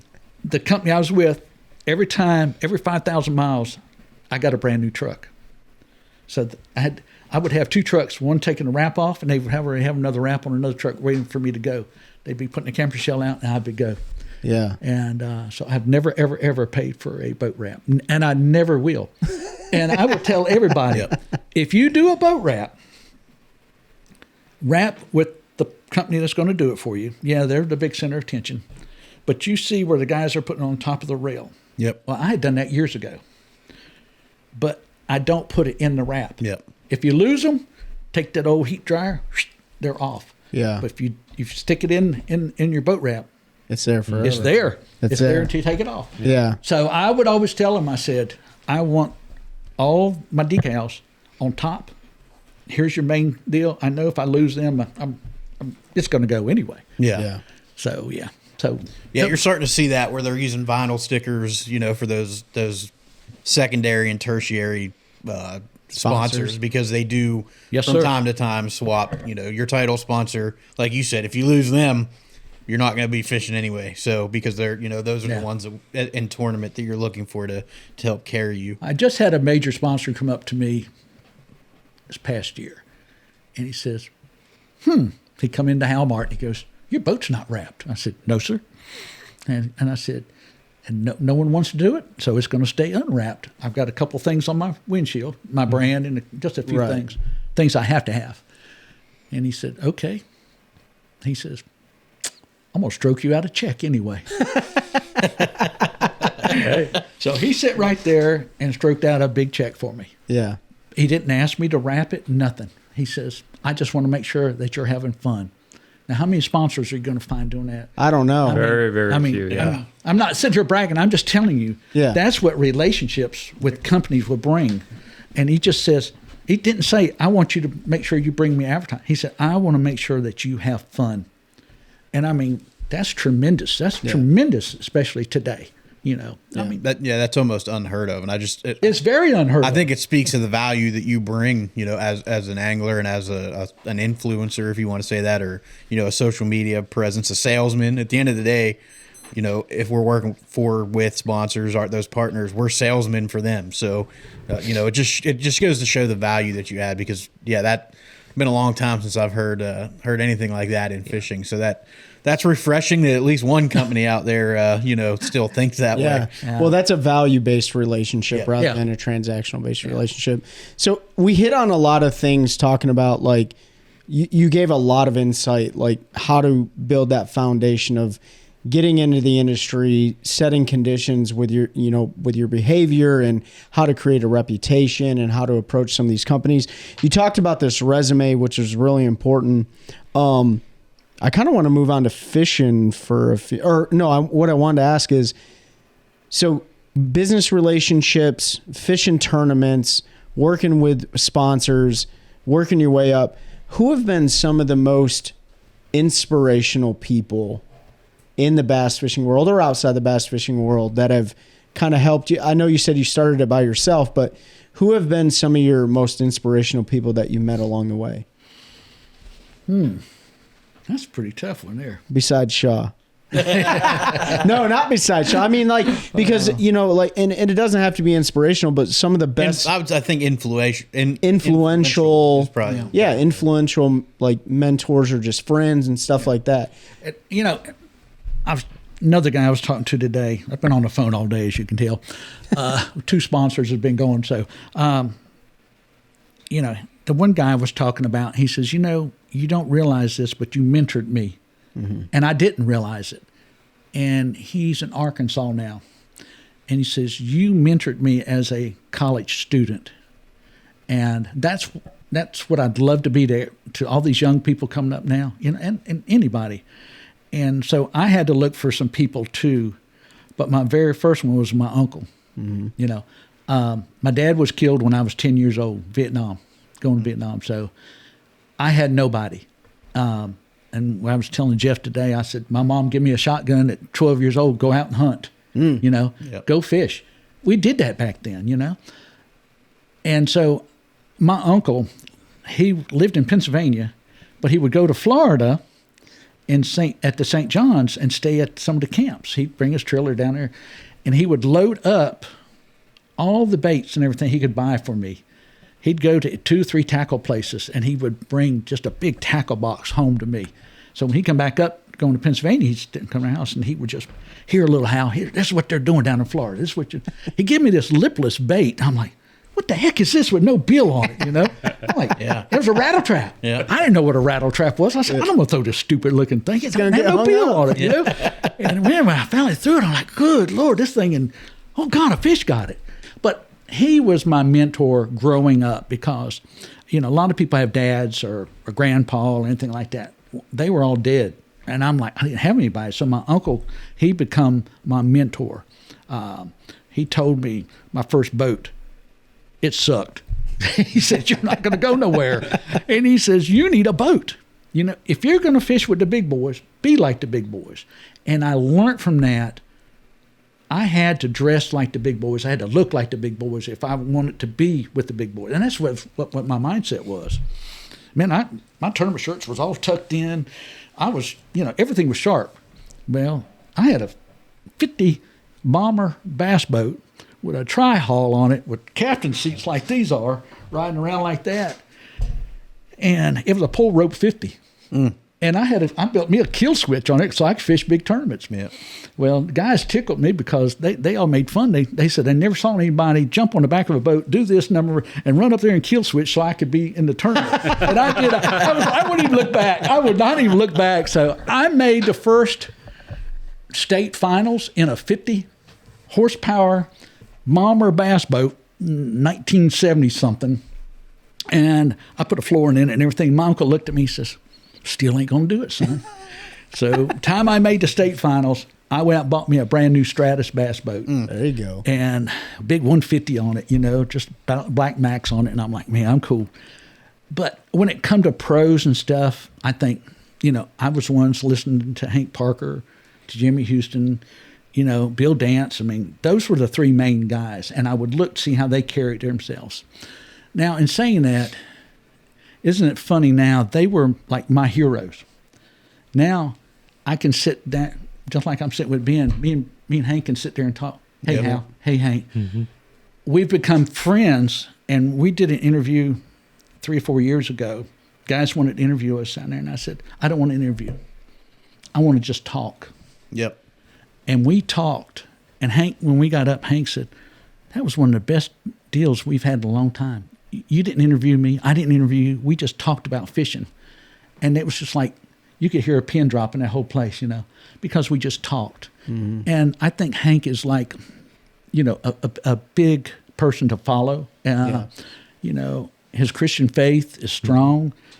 I mean, he's still got it, you know. Yep. You know, he knows how to talk to a crowd. Yeah. And I'm getting ready to do the show at Anglers Choice coming up in there, and Hank will probably be there. And he and I always have a good, you know, conversing with the crowd and everything like that. So he's another one that was a really good follow. But yeah, I think, and, you know, I know you probably wanted to hear about a fishing guy. I wanted to hear whatever he had to say. But my uncle, he's dead now. He was my big mentor. So I think everybody's maybe got a relative, maybe, or even a friend, Sure, a friend next door. And that's what I try to be to a bunch of young guys coming up, you know. I try to be that guy. I try to be that uncle, you know. As another guy out in Arkansas, he calls me Pops now because he said, you're more like my dad than my dad, you know, because I taught him, I made him a Carolina rig monster from, you know, before he left here. And he was like, man, I can't leave this Carolina rig stuff, which everybody else hates, but you know, I catch my fish on. So for the most part, I get somebody with a big, I throw an ounce weight on it and I go at it and I go, so I'll knock you out if I hit you with the weight type deal, you know. So. Well, I mean, everybody has, you know, you hear that question asked a lot, like, who is your inspiration? How did you get into it? But I've been surprised that there's been so many different answers. You know, it's not just professional anglers. In fact, a lot of it's family or relatives or great friends that introduce you to the outdoors. But one thing I have heard, or we've all heard, is when you want to get into this world or any really profession or anything you do, like, really important to find a mentor, like somebody that you can trust, that you have a value-based relationship with, that's going to steer you in the direction that they think you should go in. Because even retiring from the Army, like, I'm going to have to find a mentor on the outside of the Army to figure out what the heck I'm going to do next. Right. You know what I mean? That'll be me. Yeah, I'm going to pick Pete, 100%. So what did I tell you? What's that? What did I tell you when you asked what? I told you 2 words. Oh, man. I said enjoy life. Enjoy life in my Facebook post, yeah. Because I'm telling you, when you retire, I told another friend this, I said, don't go to work right away. Nope. You will smoke yourself out doing that. Yep. I took 6 to 9 months off. Yeah. And best thing you can ever do. That's what every single person said. The guy I replaced when I went to work was actually my maintenance commander. Really? And he told me he went straight to work the next day. He says the worst thing he ever died. Yeah. And he died after that when I replaced him. He had Agent Orange. He was a pilot during Vietnam. And he told me, he says, I wish I would have done what you did. Yeah. So I would tell anybody that's going to retire, because, you retire at a young age when you're in the military, and just enjoy life for a while. That's what I'm going to do. It's too short. Yeah. I'm going to go sling 1 ounce weights around with a Carolina. Do it. Well, that leads me to the next question. So, a lot of anglers are known for, especially the old gangsters, right? Like, they're known for something. The Tommy Biffles, the Fritzes, Shaw, Hank. He's a master with like a spinnerbait, isn't he? Yeah. Yeah. What would you pride yourself on being like that? That's my main go-to technique. I know you're awesome with jigs, by the way. Well, young guy I teamed up with tournaments. I met him through when I did. I used to go up to NC State and do speaking engagements up there with them, and I pulled him to the side. I said, "Look," I said, "it's been a long time since I did team tournament because I had an awful experience with a Dr. Jekyll, Mr. Hyde guy. Yeah. And I had him through because of a sponsor. That's the only reason he was in the boat with me. And I swore off being team deal. Well, I pulled him aside. I said, look, there's a benefit tournament going to be at Jordan. And I said, would you fish it with me? And I said, look, if you don't like me, if I don't like you, before we get out of the parking lot, we'll talk about it. Yeah. I said, no hard feelings. And I fished with him, and I stopped, and we finished like second or third, and the first time we ever fished together. And he goes, I said, what do you think? I slammed on the brakes. I said, what do you think? We stopped up there where the bathroom. I just slammed on the brakes. I didn't let him go any further. I said, you like me? You like you fishing-wise? He goes, he just smiled. He said, yeah, let's do it. I said, okay. So 3 years, man, we just tore it apart, and we won a championship and everything together. And so the kids from NC State, they asked me, said, man, what's Hal do to catch all them fish? He says, you really want to know? And he made a joke about it. He go, Carolina rig. He said, what? He's not Carolina rig. He said, that's all the man throws is Carolina rig. and he said, I've never seen anybody catch big fish. And he's out there throwing these big old crankbaits, like this. And I'm just throwing a Carolina rig right behind him and just bringing them up, And that sort of have become my forte with it, to be honest with you. Yeah. Now, when it comes to shallow stuff, yeah, I got some other stuff that I think is great. We'll talk about that off camera. We do have the map right here. That's right. It's funny how we get associated, because he's telling that story, Carolina rig, and all I can think of is how much money I've donated to Todd Parker and his dumb wacky rig. Yeah. That's right. But that and I'll be honest with you, like the sink and catch worm. And I'm not saying because it's just Deep Creek, but honestly, when I came back from when I blew my bicep out from fishing so much. That was 2 years ago. 2 years ago. Yeah. You need to put that on your resume, by the way. Look, I blew this out setting the hook on on Harris, and then they my rotator cup. I know we're getting off the subject. No, you're good. But then he told me, he says, "Oh my God, do you fish all the time?" He said, "You're worn out." He said, "You'll be back." 4 years later, I blew this completely out. I fished the championship up on Carr. My bicep was down here, and I'm trying to sling spinner baits, and so I'd go left-handed. Marty Stone told me, he said, "If you don't learn to throw left-handed, I'm going to get you when we fish it." So I had to learn throwing left-handed, and so that helped me out. So we put that back together and put the ligaments all back together.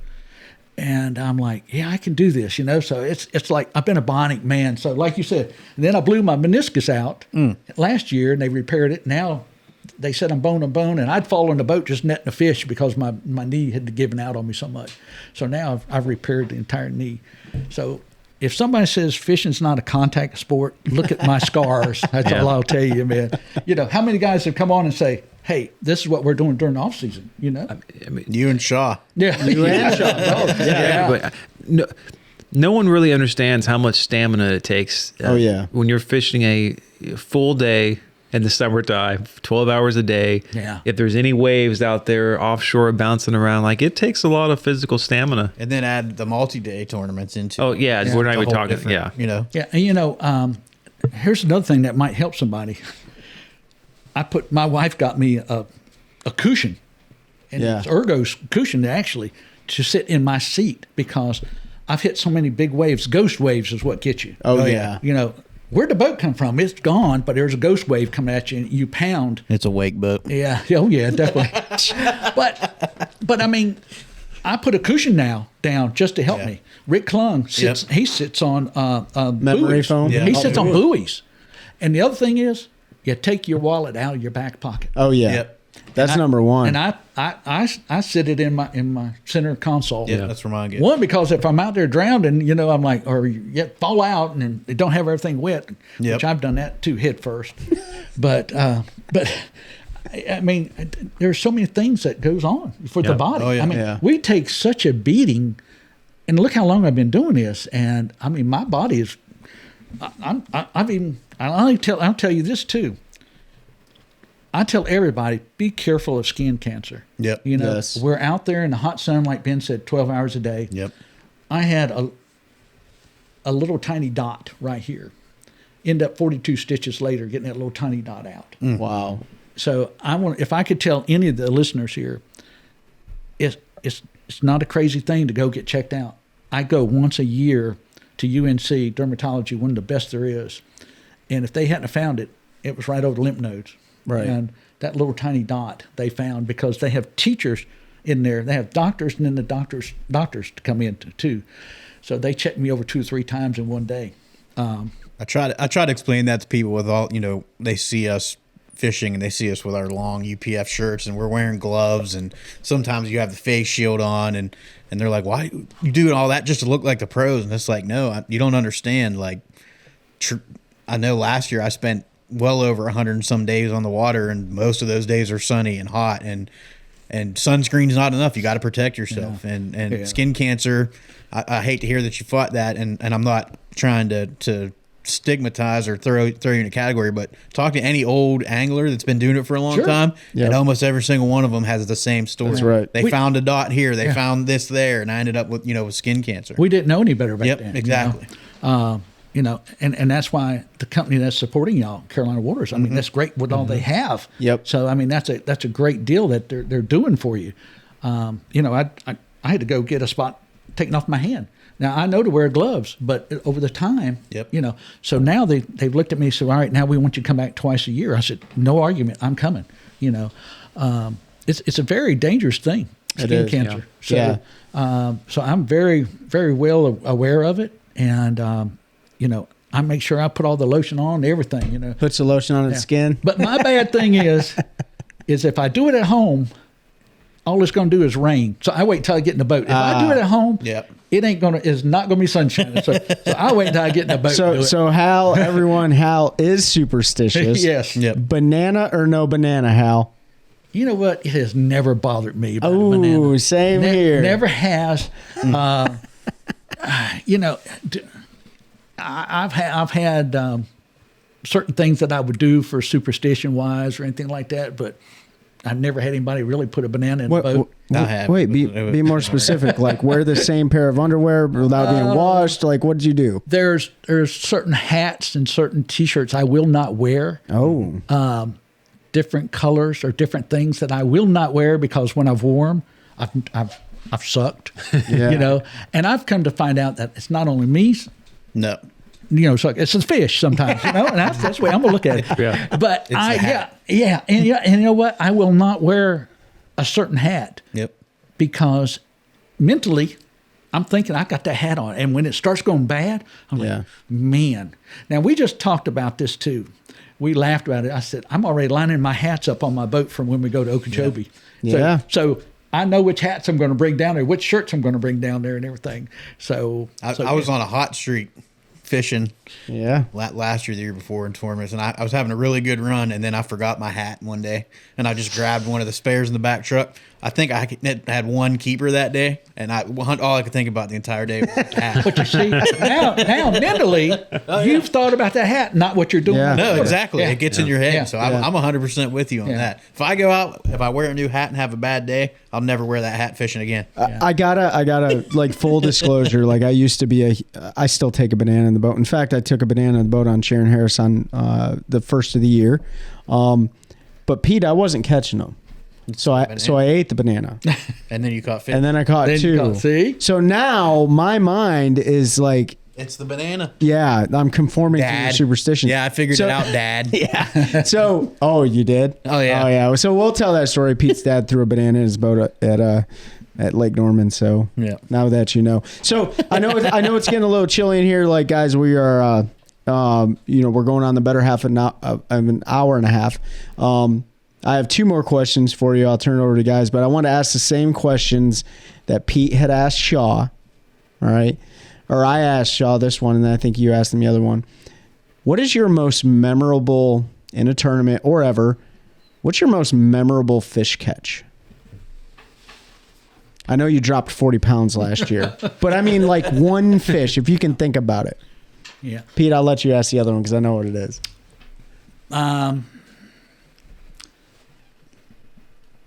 I'm going to tell you it's a fishless catch. Oh. Yeah. Yeah. All right. First, I'll do one. I caught a big one in a tournament at Falls Lake on a black and blue jig. It was a 9-3, and it was a fight like it was green. It was, and I referred to it like being a bulldog on the end of a chain. He'd come at the end of that chain when I was flipping. So when you're flipping, you don't have that much line out. And he went to the end of that line. Now look, guys, this was before braid. Oh. So this was probably 17-pound test line, maybe, and I had a pull stick for a stick and everything then. And I caught it, and that was a great catch. But the one that I missed is probably the one most memorable. And I say that because I caught this fish on a Bagley's Killer B2. Now, this was in the days before I changed hooks. This was the old factory hooks, the old silver-looking ones and everything. Didn't sharpen them because we thought they were sharp. Yep. And as Jeff knows, I was showing him what I was doing by the thumb test. I mean, I make sure. Even Marty Stone said I had the sharpest hooks. You stab yourself? Oh, yes, I do, buddy. I've done every bit. So I caught this big fish, and he's coming up out of the water. He went back down and come up with nothing but weed in his mouth, both sides. He's going, knocking everything off. He come up 3 times. I had him on 14-pound blue strand line. I mean, that's what we had back then. Oh, mono, huh? Oh, yeah. And the third time, he pulled off, and he's doing one of these slow dances and everything like that. And he pulled the hooks out of my crankbait. And he come up again, and my brother's with me. And I said, oh, my God, there's another one. He said, he slapped me on the back. He said, forget that. Let's get this one. All of a sudden, here comes my crankbait going, oh, God, that was the fish. He was knocking the hooks out of his mouth still, So I'll always remember that. And I will give you one catch that we was doing an outdoor show on High Rock. And this is pretty cool because the camera guy, we stayed at a hotel, and he said, I got to leave my cameras outside because it's summertime. Didn't want to bring his cameras in and it would frost up, Yeah. It would fog up from cold to hot. Oh, yeah.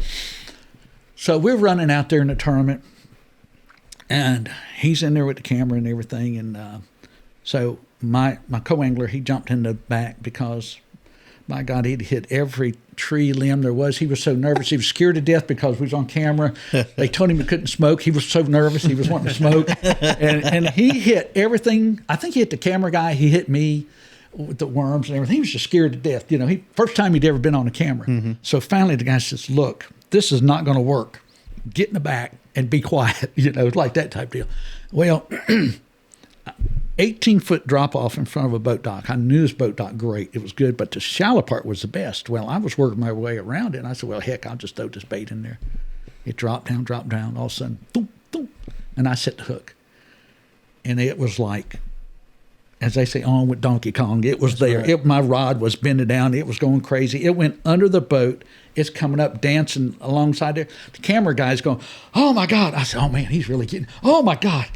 He's in there rubbing his camera the whole time. He's going, doing this number and everything. The camera was so fogged up just from being heat in the morning that he lost the entire thing. No. So this boat, I'm like this, and the boat, he comes back under the boat, back towards the dock, up in the air again. He's going, oh, my God, oh, my God. Now, this guy had just come back from Alaska doing some big fish stories up there, and now he's down. He said, "Oh, okay, oh," and I thought, "Oh man, this dude's really catching it." And then I hear him under his breath really talking. I'm like, "Oh crap!" So my guy nets it. It's a giant, right? He says, "Wait, we got to do this all over." I said, "What are you talking about?" He said, "Man, my camera was all messed up." So I'm thinking the whole time he's having a great catch. Yeah. Well, his great catch never took. He says, I said, I'm going to tell you something right now. I'm not throwing this fish out. I said, this ain't like some of them TV shows you've been doing and throwing the fish back out and catching it again.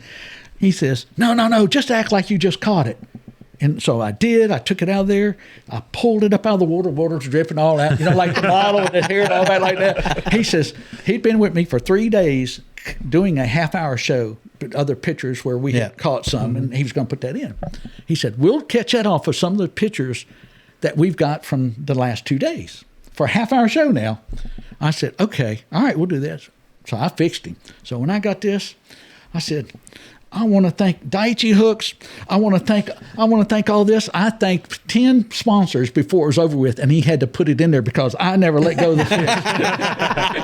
So if that was my greatest fish catch, that was it, because I had a buddy down in Georgia. He says, man, I was watching the show, heard this voice. He says, I knew that was you. He said, but all I heard was, I want to thank my sponsor, this sponsor, this sponsor. He said, I died laughing. He says, you got him, didn't you? He said, I said, every sponsor I had back then. I mean, it was a group of them then too. But I hit every sponsor then at one time. You couldn't have replicated that fish catch again. No. Hey, can you do that again? Nah, I don't think so, bro. The story used to be years ago, guys would throw a hammer out and play like they hook one. Yep.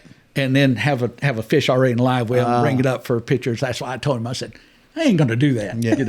So it was pretty cool. It was, but just to say that I named all the sponsors at one hit. Oh man, and it stayed on. That was the beginning of social media. That's right. The first plug. The first plug ever. Well, if I could ever tell you this, another guy down around New Bern area, he said, man, I couldn't sleep. You get him like 2:00 in the morning. He says, I got up and turned the TV on. He said, I heard this voice. He says, he turned on the fishing show. He said, that sounds like Hal. And he turned around and looked. He says, hey, I watched you at 2:00 in the morning talking about all your sponsors catching this fish. So a guy from Georgia, a guy from New Bern, all talking about it. Awesome. The first 2 followers.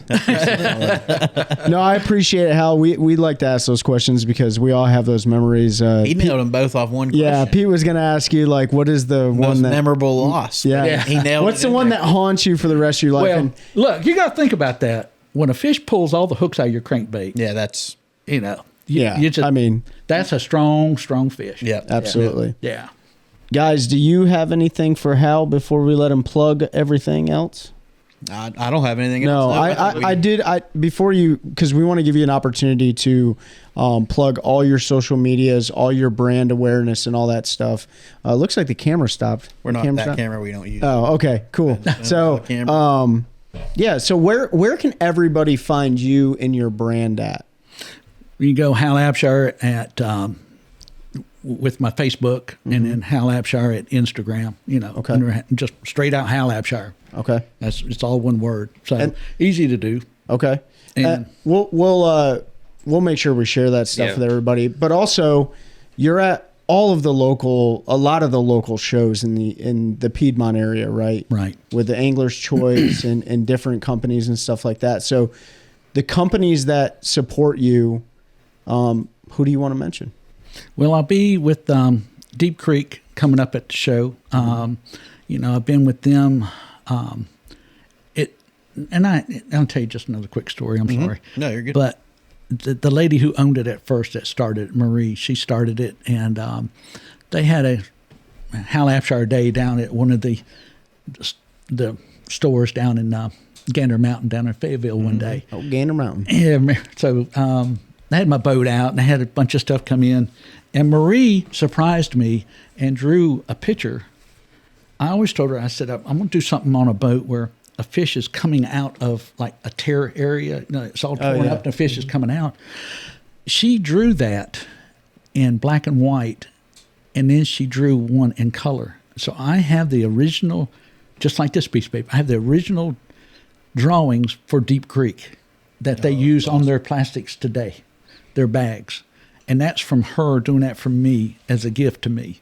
And I didn't realize she was an artist until that day. Yeah. So I have the original drawings for Deep Creek. And so I've been with Deep Creek through 2 owners. Yep. And the Ballards own it now. And, just been super people to work with their plastics and everything. Just been really, really good to work with. And then they have Captain Gary's marine products as well. But I've been with Daiichi Hooks. It's TTI group. And I've been with them for like 15, 20 years, man. I mean, they just come out with Randy Howell has really come up, and we come out with the X-Point hooks. Mm-hmm. And so that's been real strong. And I've been with Spike It. I mean, if anybody likes Spike It, I mean, the thing a lot of people I see that don't understand is Spike It also makes the pencil, the markers, and I can just leave in my pocket, and just mark it and go with it, like that. So that's been a big deal I like in doing in different colors. They can come up with different colors that you can mix in with it. So Spike It has been with me 15, 20 years as well. Wow. And then I've got, Flying Fisherman sunglasses, man. I mean, I actually met them I thanked them. This is during Desert Storm. This is how far it goes back. I thanked them for helping a group of Army troops. They sent sunglasses over to a unit. Mm-hmm. Just gave it to them. They didn't want anything. And I don't know how. I just wrote them and said, thank you for doing it. I was a Desert Storm, and I just thought it was nice that a company did that. So they reached out to me, and we just started talking, and I didn't want nothing from them. Next thing you know, they said, well, you tournament fish, why don't we, work with you a little bit? And so that's been since Desert Storm. If you think about that, I have been with them that long. And it's like these 3 companies, I've been with that long, and every one of them will tell you we're all like family. Yeah. And when you can do that with a company, and that's what I try to stress out to these young people right now, make that connection, So I've been with them for a long, long time. And Anglers Choice, gosh, I've been with Anglers Choice. Anglers Choice has been for a long time with them as well, Yep. So it's just, now Marty Stone talked to them. They said that they needed somebody to MC. The first time he had done one, he says, well, you need Hal Abshire to do it. So next thing you know, I'm like, oh, well, all right, I'll try, and I emceed it. Now it's like, well, can you do this other show for us? Yeah. So now I'm emceeing the show at coming up at the end of the month here in January. And I normally go to the one in the mountains in Spindale too. And so you get a lot of the pros come in, and Shaw came in. We did a round table. The pros had never did a round table. I had them all up on the stage at one time. They'd never done that before. And I said, all right, we're going to do the round table. Because the first day I was like, man, this is boring. Ain't nothing happening on a Friday. Yeah. And I said, I got to spruce this up. So I thought about my military days. You got to the round table with the commander or first sergeant or somebody in charge, somebody's in trouble. You know what I'm talking about, Ben. Yeah. Someone's in trouble, So if you're, so when you come into the round table and there's something going on, or you're having a big meeting. So I called it that, and I had them all up on the stage, and I asked them all the same questions, and I had them bickering back and forth, laughing and joking, and that was just a unique deal. So they want to do it again.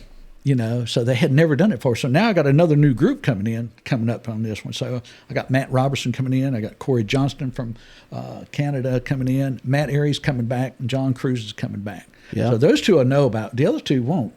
So I'm going to throw them all into the devil there. So yeah. So and Hank Parker will probably be in the crowd pushing some questions on them as well. Yeah. So and what I do is lead them with a bunch of questions like y'all do here. Yeah. And so I really laid it on them, and I had them going. So that's awesome. So that's pretty deep. I've got like 13 sponsors now. Yep. And I used to have like 20, 22, 20. I've had as much as 25 sponsors, I think, helping me. And as we say, things happen since certain years. Sure. Yep. So you kind of, different people take over, and then they swipe the slate clean and go on to another one, type deal. So, but yeah, those are my main ones, and everything just really been good to me and everything. I know I'm going to leave somebody. Who am I leaving out, Jeff? We talked about Onyx already. Yeah. Onyx, yep. We got Onyx, Anglers. Oh yeah, Onyx. I'm sorry. Yeah, make sure you get us a list, and we'll put them all down below in the description. I got the list right. Oh yeah, you get the resume. I can hand you that. Man, help me out. We get through that in the description. And the biggest thing is, if I could tell anybody about having sponsors, is don't just see them in January. And that's the biggest thing I talk with my sponsors about, is that so many guys only come out when it's time for more money or time for more product. Yeah. If you don't talk to them throughout the year, that's the bad part. Yeah. And I've tried to help them when they've had a big group of people. I said, get rid of them. Just get rid of them. If they are just there for the product, they're just there for the money. If they're not there to help you, you don't need them. Yeah. So I make you work for it. Absolutely. So I think that's the biggest thing. If I could tell somebody is, not only say thank you, but do your homework. Yeah. Send a report in. And just don't write, yes, I fished at a lake, I wore your shirt. Just tell them a little bit about it, Yeah. So that's been a big thing. So, I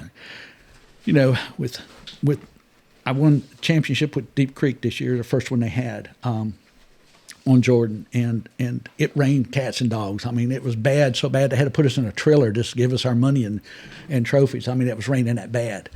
And but that was a big thing because it was Deep Creek's first one. So with Deep Creek, I can always say I won the first one that they had. the inaugural. Mm-hmm. Yeah. Mm-hmm. So things like that builds up and everything. So, but people like Onyx, someone like, they still haven't even met me, but yet they're working with me the whole time. Yeah. So, but because we keep a connection going the whole time, Absolutely. And you provided a lot of words of wisdom, and I want to turn it over to these guys before we close out, and then give you one opportunity for final thoughts. Guys, you got anything? Yeah, so last thing for me here. So I guess there's two questions. So first is, what's your PB? Largemouth. That 9.3. 9.3. Okay. It is 10 o'clock on a Friday morning. No, here we go. You see a 10-pounder on a bed, you get a term at the next morning. Are you sticking her or not? Not. All right. That's what I'm talking about. Because I'll miss her the next day too. That's right. Which I did on Warriors on the Water. When I finally stepped down, the fish hit my boat, and the guy did not have the net down, and we could have had it. And that's when Shaw was emceeing it. And well, I thought you were going to say Shaw was in the boat. That would be good. Yeah. No, but yeah, that was 9.3, and that was my, and everybody asked me that, man, I figured you would catch, but 10 pounders. That's a hard fish to come by. Yeah. And somebody in this room said they made a pact with the good Lord that if they caught a 10 pounder, they could just die. And I told him he's not going to Florida and die on me. That's right. Well, after we get done with this episode, I'll show you where I may have caught my PB on this fine lake right here. So mine was right there. Yeah, mine that was when it had grass though. So mine was right there. I caught 2 9.6s that year. It was 2016. So you're getting slid something. Pete, what you got? We're getting a note slid. I don't have anything. Oh, yeah. I'll give you a chance to whatever you got last, but I just want to say, like, the big takeaway here is partnerships and not being a transactional relationship. And you see what it's gotten, how you've heard the stories, and that's huge. So Hal, sorry. we want to make sure that everybody gets shouted out. So go for it. Oh, I forgot to say one thing. You're good. Oh yeah, God. Here's one thing we wanted to hit on is that everybody goes, say like to Ben for his sponsorship. You know, Ben's in the fishing business. Okay, so people come to him at all the shows. Hey man, I want to be on your team. I want to be on your pro staff. What I have done, and it's helped me out tremendously, is gone to non-endemic sponsors. Yep. Yeah. Yes. My biggest title sponsor is a non-endemic sponsor. Yep. I have two non-endemic sponsors. And because everybody's going to Ben, but nobody's going to, say, the local Joe's Garage down the road. That's right. Well, people want to know how to approach them. Well, they already know that I'm fishing and what I'm doing. Mm-hmm. So if they can't pay me, let's say if they can't pay me $5,000 up front, well, maybe they could pay me $1,000 a quarter, $500 a quarter, whatever it takes to help, you know. Yep. Or, hey, will you pay my entry fees for this year? So my non-endemic sponsor is my title sponsor. Yeah. Super. Just, I mean, it's, you know, he's just been fantastic. And it's just what he has done for me has kept me in the fishing business a lot.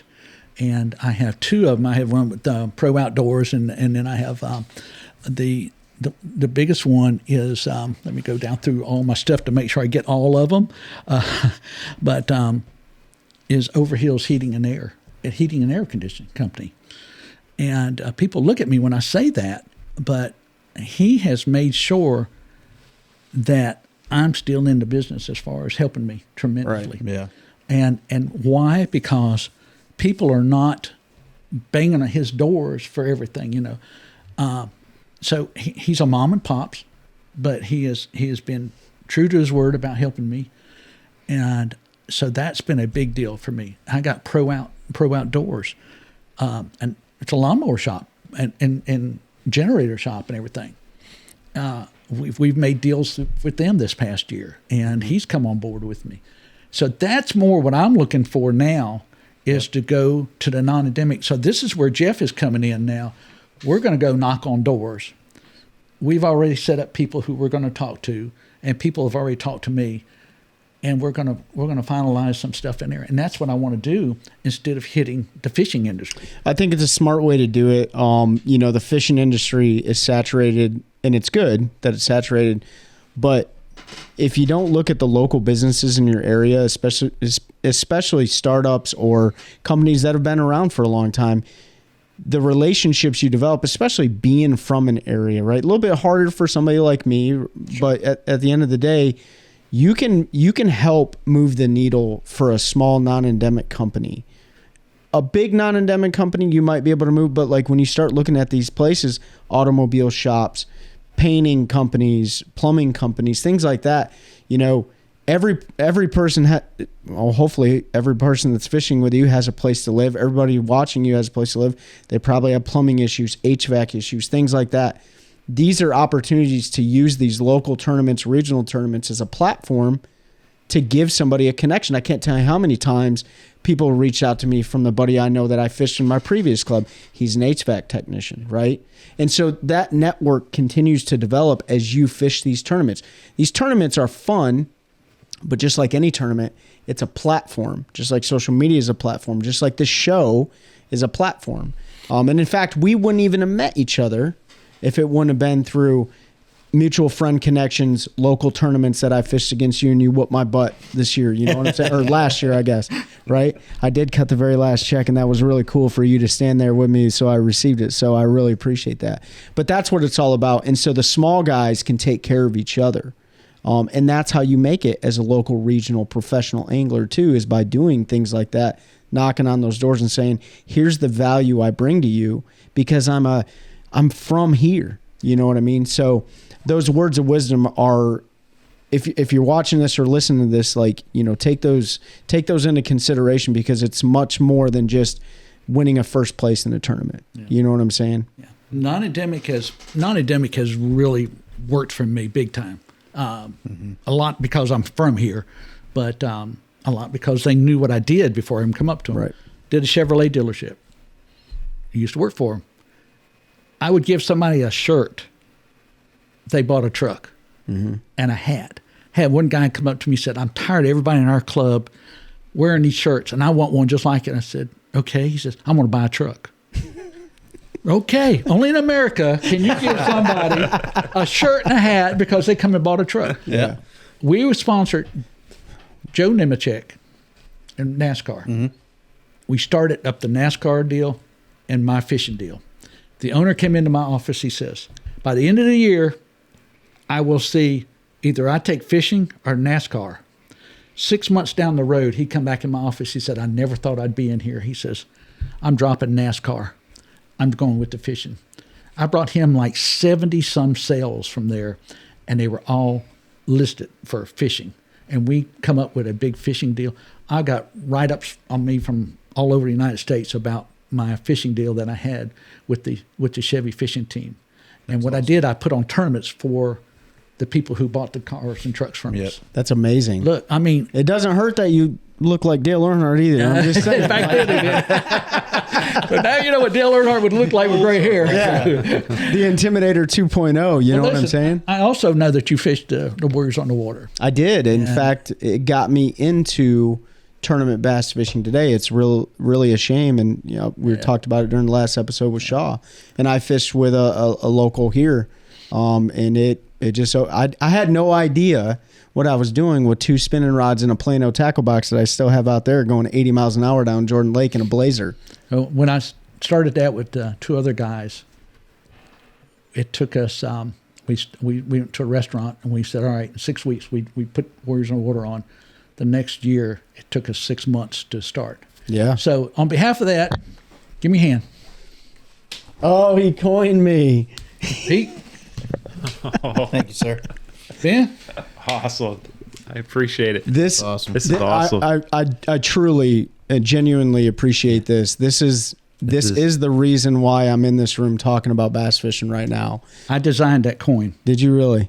And if you'll see on there, you see the men, the 2 guys fishing. That's your co-angler and angler, and you see the fighter coming over top of it. The F-18. And if you look at the stars and go to the right of it, you see the star in One red. Mm-hmm. That's for the bloodshed for all the wars. That's right. And then you see the blue, that's the water down there.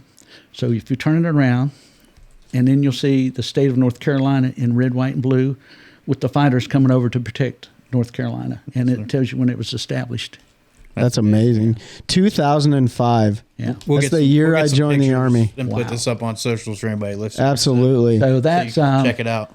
I was telling Jeff, as y'all know, that's the highest respect you get when you get coined. And, Yes, It is.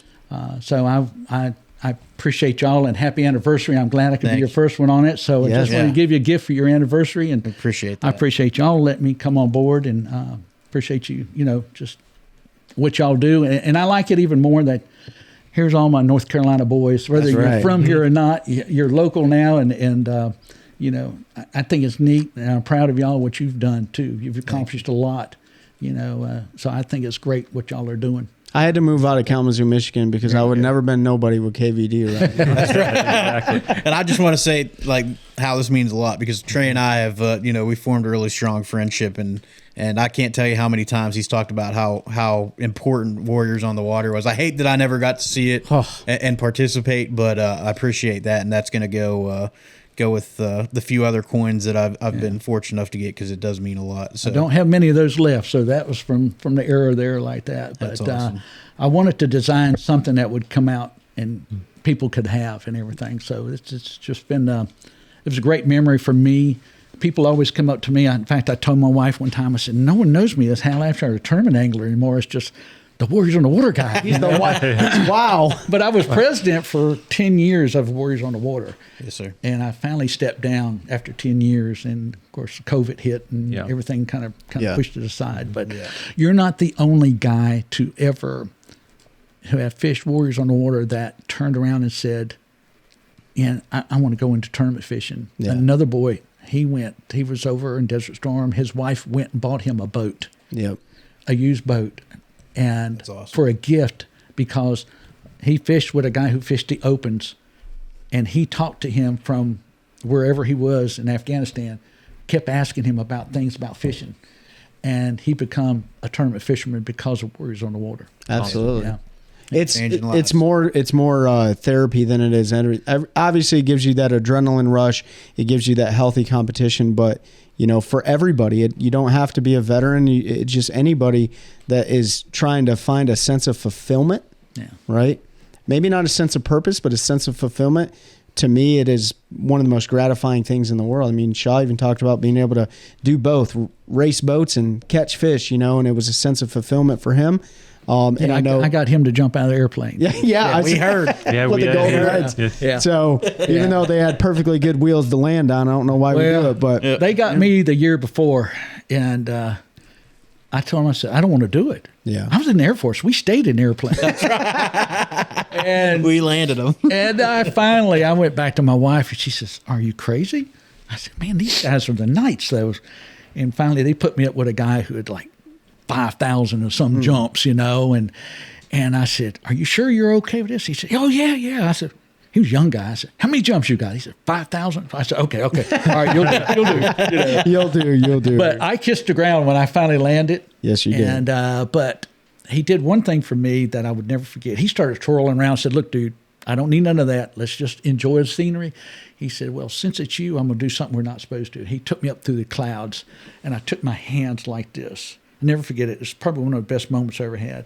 And the clouds rolled in between my fingers, kept rolling back and forth in my fingers. And that was just something little to me, That's but right. it was huge. But I just kept watching the clouds go through there like that. And we landed. We landed, slid good and everything. He unbuckled me. I went right to my ground. I kissed the ground. And I'm going, "Oh, my God, he's kissed the ground." I said, "Because I ain't never doing this again." That's right. One and done. Well, Hal, we really appreciate you. We appreciate you too, Jeff. And I know everybody can't see Jeff, but Jeff's here. And he is making sure that Hal stays on track with his sponsors. That's right. Before I close it out, Ben, Pete, you got anything else you want to say? No, I'm good. I appreciate you coming on. Oh no. No. I think it was awesome that we covered all the sponsors and sponsorship and being a pro and how that goes. And next time we're gonna have you on and we're just gonna talk fishing. That's it. We're just gonna talk about fishing. We're not gonna ask much questions. We're just gonna talk fishing. And you've experienced a lot. You got to fish Sharon Harris and Jordan when they were first made, and you've got to fish all over the country. So we'll have you back and tell some stories. Hal, you absolutely are the epitome of what we talk about. We appreciate you taking the time to come to the studio. We appreciate your friendship, your mentorship, your guidance, and you are absolutely somebody that is going to help us continue to grow a culture of anglers, helping anglers one cast at a time. That's a good one. That's a good one. Oh God, it's a toad, son. It's a toad, dude. Let's go. I wake up to a little bit of drool on my pillow, feel like it's gonna be a bad day.